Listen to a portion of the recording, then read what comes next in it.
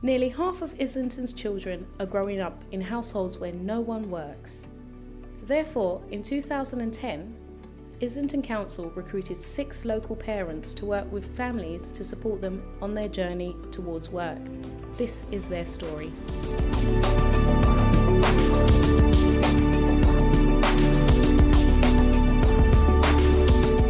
I'm working as a parent champion for Islington Council, and I'm based in 2 primary schools now. One is Grafton and the other one is Pulse Park. When we started the role, the parent champion role was supposed to be a signposting role. So first of all, engaging parents that had possibly stayed at home with children and wanted to go back into either education or work.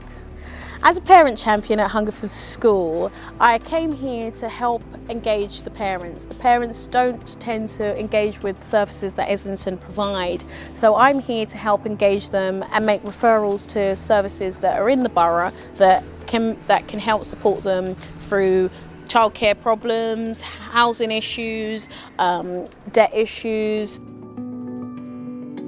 What can local parents tell us? Babies don't come with a handbook, so as soon as this bundle of joy is handed to you, you're looking at it thinking, oh my God, what do I do with it? So I suppose I was a little bit dazzled by it all.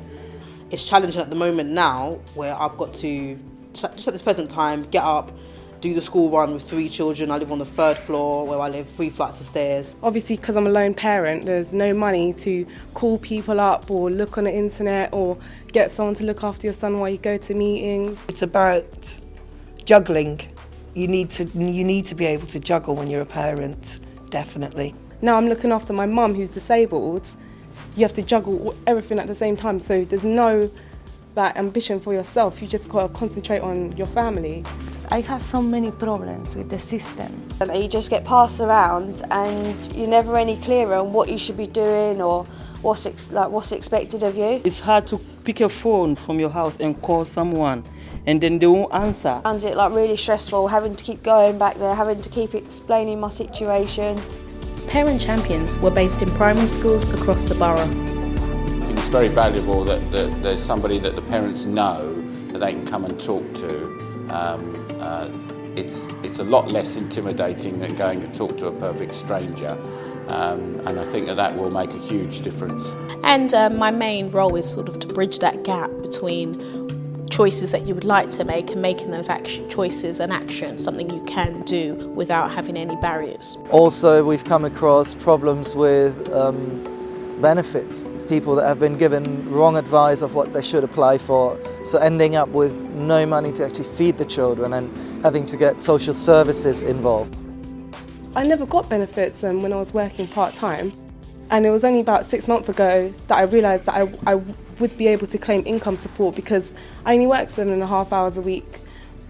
With income support you get other benefits like the half price on the Oyster card and just loads of other things, and so I appealed for like a year and a half to try and get on income support. Even though it's like 50p a week, it's hard because you can't find out about these things unless you go job centre or unless you go on the internet or speak to other parents.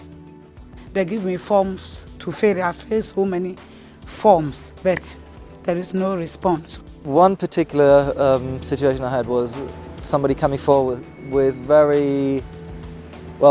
with bad housing problems. I was childminder before. You know, the childminder job is up and down, but that time I'm okay. And my home getting a damp, and they stopped me because of the dampness. They refused to repair my house for me. And I just crying, go to the council, moody, sometimes I don't want to go home. The reality of it a lot of the time is that certain services can only be accessed by phone now, and yeah, people are, if they don't feel secure with English, might not even take the initial step to try and call somebody and even find out that they might be able to get an interpreter. There tends to be a real need for getting onto ESOL classes, basic literacy. I like to motivate the people to learn the English, because we are living in England and I think so it's important to know the language. Because I'm from Ghana and our second language is English, so it was hard maybe to come here at that age I think basically where I haven't been for interviews for a while, I tend to get a little bit on edge and nervous. I went for a job interview last Friday and I literally bottled it. I was tongue-tied, I didn't know what to say. They was asking me questions, but everything just came out wrong. I think in a way where I was so eager and keen to go out and get something, I just threw myself into it too quick. And I think that's what the problem might have been. Finding suitable childcare can be difficult. I mean, as I said, like maybe you go there, she know that maybe I have to drop the child at 7 o'clock. I have to be at work at 7:30 because I go to Warren Street and just underground Victoria Line. But maybe you go and knock a door, maybe she overslept. And by the time she'll come down and open the door, it's 8 o'clock. I have to be at work, I'm a chef, I have to be at work 7:30.